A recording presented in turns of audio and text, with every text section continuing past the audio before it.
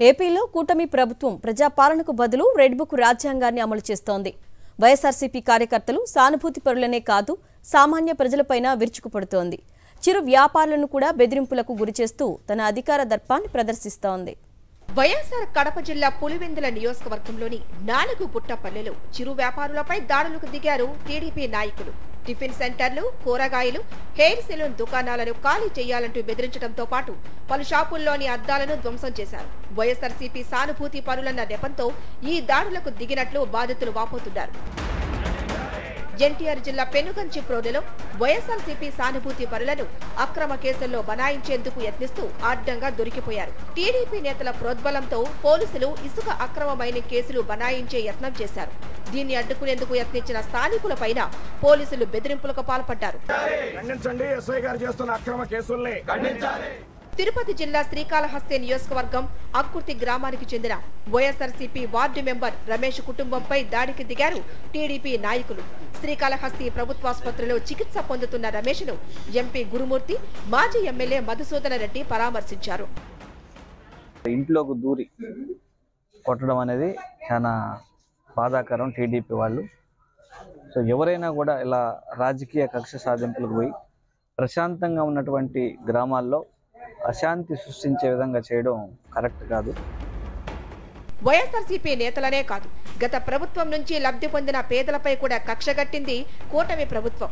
శ్రీకాకుళం జిల్లా ఇచ్చాపురం మండలం తులసిగాంలో నవరత్నాలు పథకంలో భాగంగా జగనన్న కాలనీలో పేదలకు మంజూరు చేసిన ఇళ్ల స్థలాల పునాదులను తొలగించారు. ఎమ్మెల్యేతో పాటు స్థానిక టీడీపీ నేతల ఒత్తిడితో 6 ఇళ్ల స్థలాల్లోని బేస్మెంట్లను ధ్వంసం చేశారు రెవెన్యూ అధికారులు.